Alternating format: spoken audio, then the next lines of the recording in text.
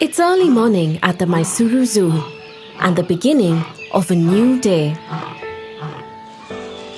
Our zoo is one of the oldest in India and was established in 1892 by the 23rd Maharaja of Mysore, Sri Chamarajendra Zoological Gardens. During his time, it occupied just 10 acres of land. But over the years, it has expanded tenfold and is now home to over 150 species of animals from India and around the world, including wallabies and cassowaries from Australia, hyenas, rhinos, wild dogs and elephants from Asia, giraffes, zebras, cheetahs and hippos from Africa, and tapirs, jaguars and spectacular birds from South America.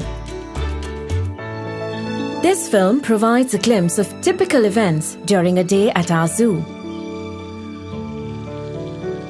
We'll introduce you to some unforgettable characters and even give you a sneak peek behind the scenes. Join us on this expedition and discover why we have been consistently rated as one of the best zoos in Asia.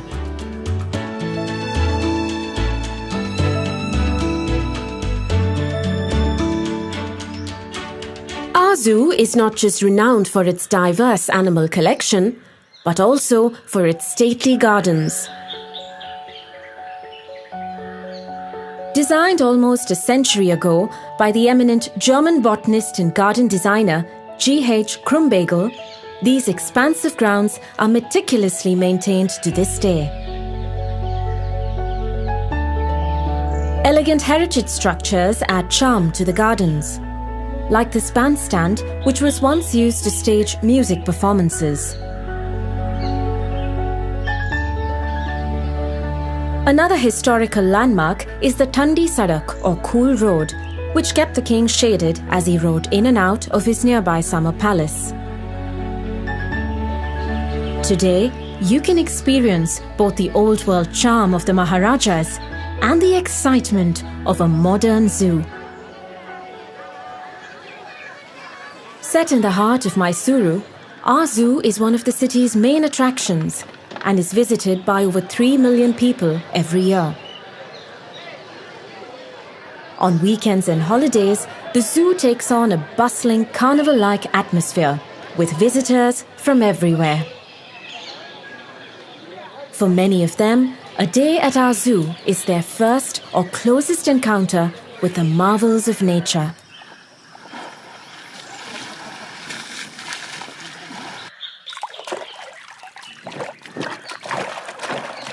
Among the most popular animals in our zoo are the big cats. The glass frontage of our cheetah and leopard enclosures provides an amazing viewing experience.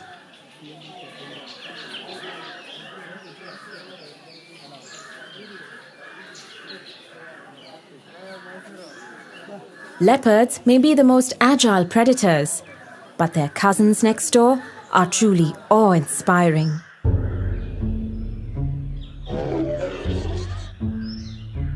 This handsome fellow is Prithvi. Like most of the tigers in our zoo today, he was born to Manya, our white tigress. Manya herself was born at our zoo in 2005 and has produced many cubs over the years. So far, all of them have been normal-colored tigers. One fact that you may not be aware of is that, unlike in the old days, zoos in India are no longer permitted to capture animals from the wild for exhibition. So to ensure that we always have a variety of animals, we depend on exchange programs with other zoos, as well as captive breeding. Animals born and raised in captivity are well adjusted to zoo life and thrive when provided proper care. This includes spacious enclosures enriched with features that simulate natural habitats.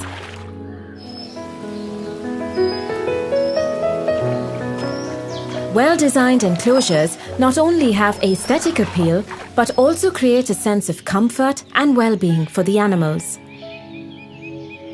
This rock in his enclosure is a habitual vantage point for Darshan, our own Lion King.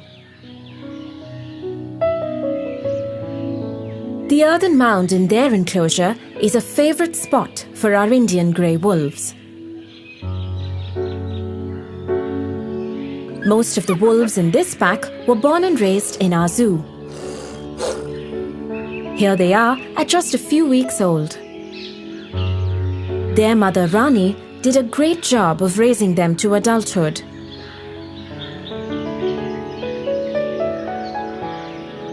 Across from the wolves are the dholes, which are also known as Asiatic wild dogs.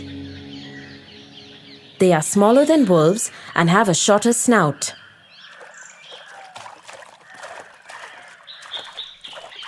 Like wolves, wild dogs also hunt in packs and can easily bring down prey much bigger than themselves, such as the sambar. Sambar are fairly common and widely distributed in India's forests. They are the largest deer in Asia, and a stag can weigh 350 kilos or more. Far heavier than the sambar are the gaur, the largest wild cattle in the world. A bull stands 6 feet at the shoulder and weighs close to a ton. At the other end of the spectrum, we have one of the smallest herbivores in the world, the Indian mouse deer. An adult like this one stands just 13 inches tall and weighs a mere 3 kilos.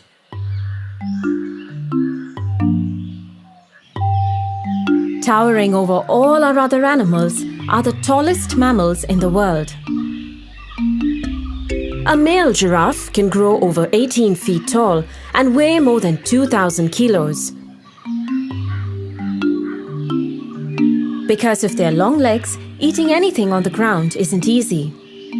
So we hoist their food up on a pole.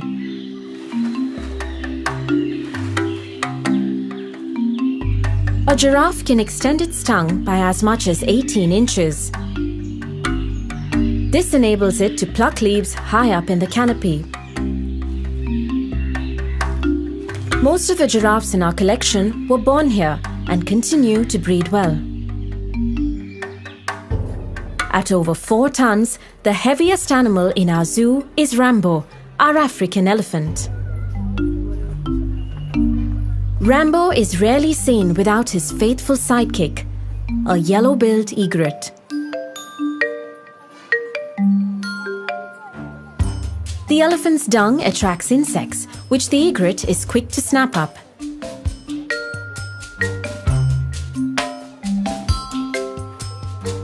Rambo is now in his mid-20s, and we hope to find him a mate soon. Next to Rambo's enclosure is our herd of Asian elephants.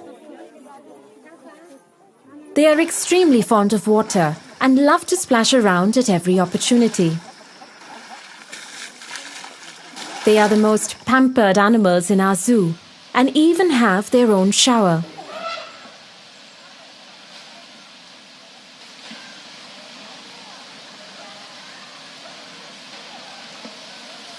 Elephants have enormous appetites and must be fed throughout the day. We give them a combination of cooked food, fruits, vegetables, and grass.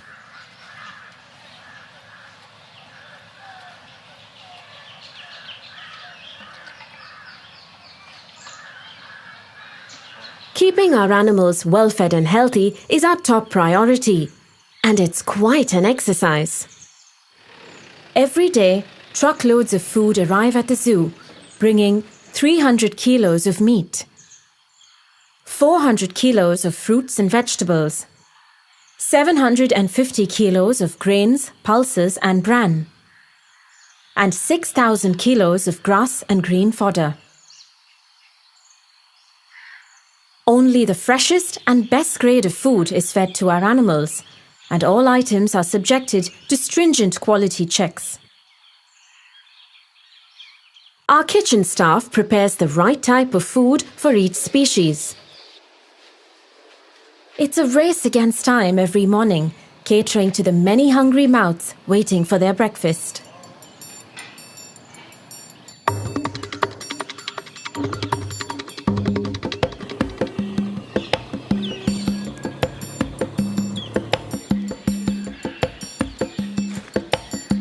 Irrespective of holidays, bad weather, earthquakes or riots, food has to be delivered several times a day to the enclosures.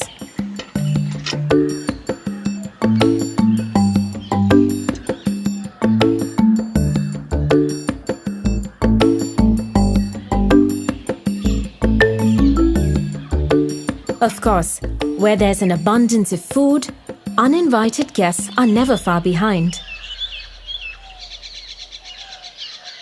Many free-living creatures benefit from the banquets that are spread for our animals. In turn, they add color and gaiety to our zoo.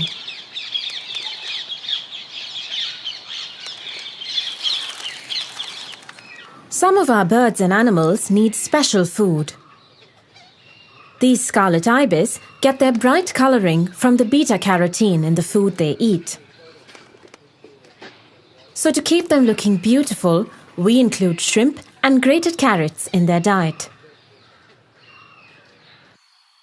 We also breed and raise mealworms because some animals need insects in their diet at least a couple of times a week, like this African bat-eared fox.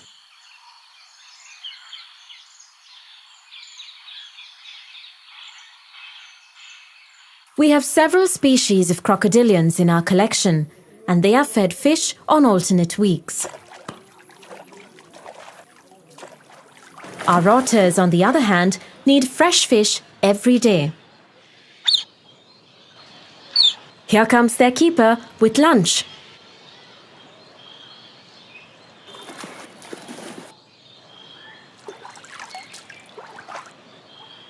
Visitors to our zoo might regard the animals they see as just specimens.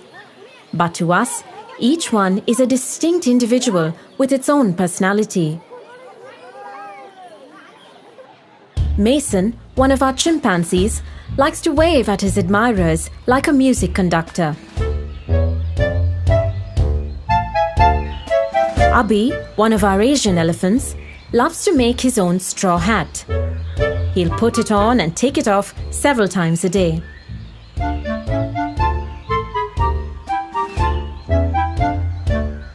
This ostrich pair might look like a happily married couple, but for some reason, the male seems to regard his keeper too as a potential mate. Anytime he's nearby, the male will woo him with an elaborate courtship display.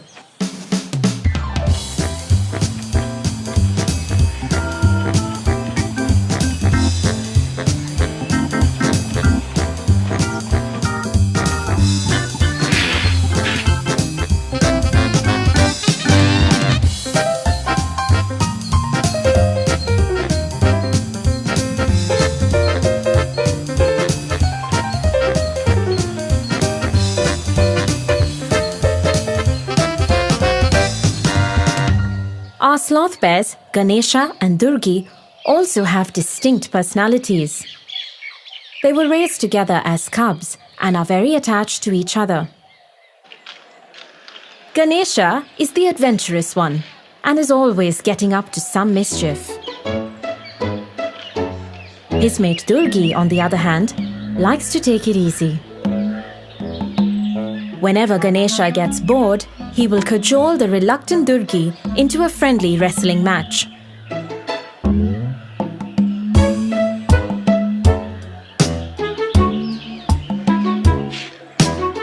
It's all in good fun and no one gets hurt.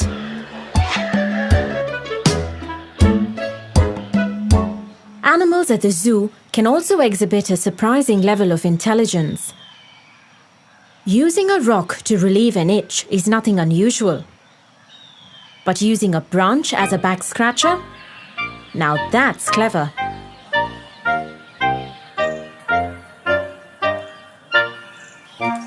When his keeper enters the enclosure every morning, Krishna, the hippo, will literally demand a mouthwash.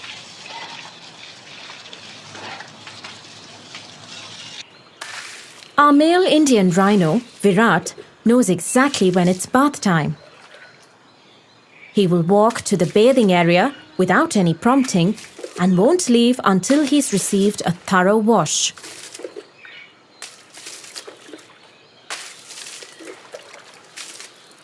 Like Virat, many animals at the zoo develop a close bond with their keepers. But don't be fooled. Only their keeper can get this close.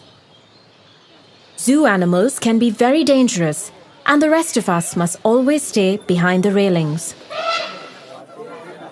However, if you would like a closer bond with our animals, you can participate in our adoption program and sponsor the upkeep of any of our animals. As a sponsor, you will get special visit privileges, and your support will help take care of some of our feeding expenses.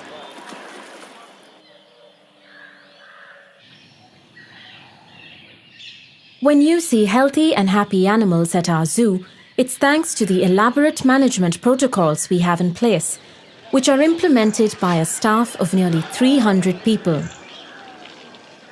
You may not notice them, but they are everywhere, quietly doing their jobs.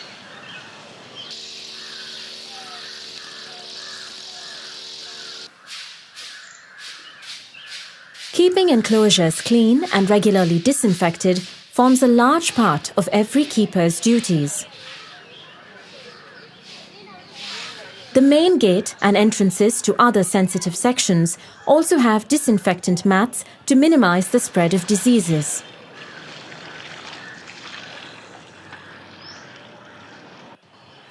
Preventive medicine, too, is a crucial aspect of our animal healthcare routine.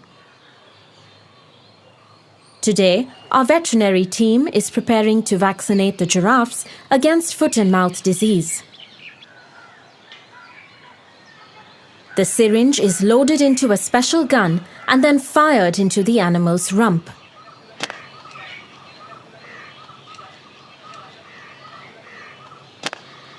The big males barely flinch when the dart hits home. But next door, the females and their young are already nervous. One by one, the doctors get them all. The vaccine gets injected within seconds after the dart pierces. A couple of flicks of the tail and the dart falls off and will be collected by the keeper.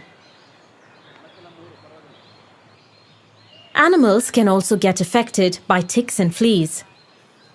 Today, it is the turn of these barasingha or swamp deer to receive their periodic treatment for ectoparasites.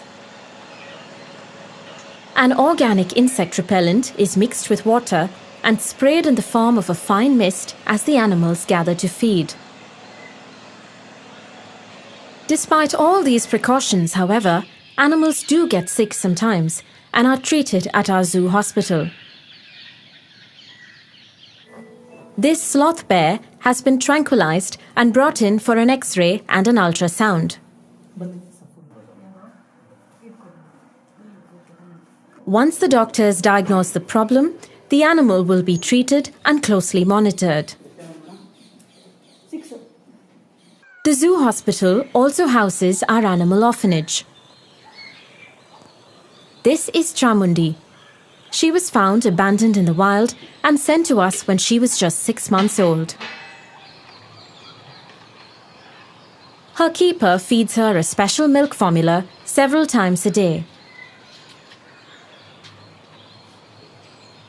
Like all youngsters, Chamundi can be greedy. After gulping down her milk, she will raid her playmate's lunchbox.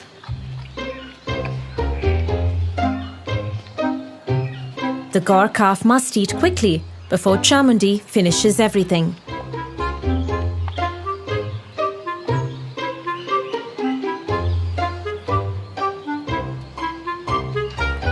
Meanwhile, it's feeding time for the other orphans.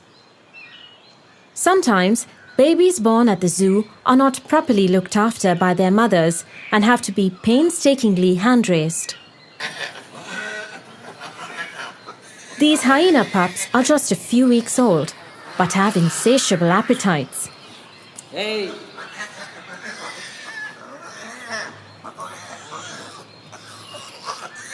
They are absolute rowdies and can be quite quarrelsome at feeding time.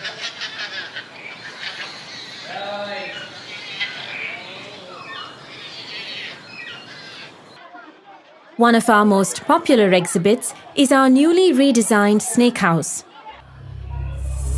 Here, you can come face to face with the heaviest snake in the world, the green anaconda from South America, or the longest venomous snake, Asia's king cobra.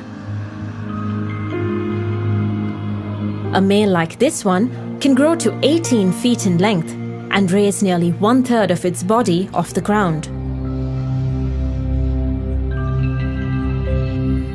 Our walk-in aviaries are also popular as they allow visitors to stroll among the birds. The star attractions in this aviary are the black swans.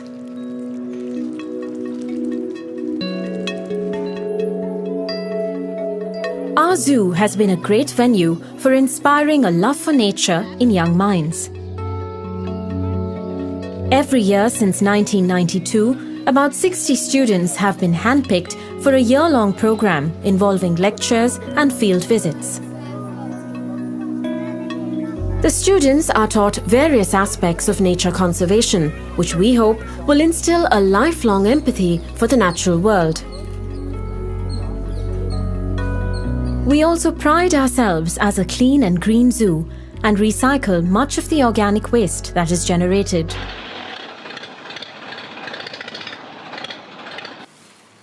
Mega herbivores like rhinos, hippos and elephants eat vast quantities of food. And of course, what goes in does come out. Our keepers have their work cut out, clearing these mini mountains of dung. We ensure that none of this waste goes to waste. From the pens, herbivore dung is sent to a vermicomposting yard, where it is slowly converted to a rich natural fertilizer that keeps our gardens lush and lovely. The best time to visit our zoo is in the morning or the evening, when animals are at their most active. From entry to exit, the pathway through the zoo is 3.2 kilometers, which you can cover in just a couple of hours. But we recommend that you take it slowly to get the most out of your trip. But do avoid the middle of the day if you can, as it's a time when most animals rest.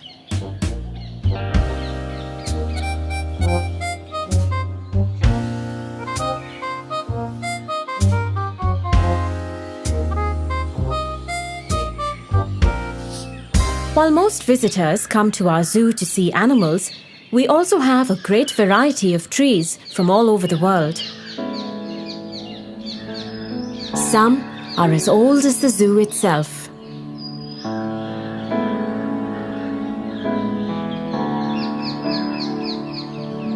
For over a century, these grounds with their magnificent trees and animals have been an important part of Mysuru's rich heritage.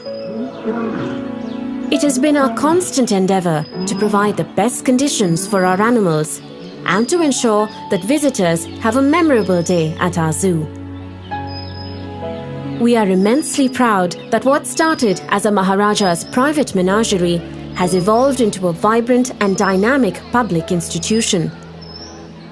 With your continued support, we hope to make Mysore Zoo even better in the years to come.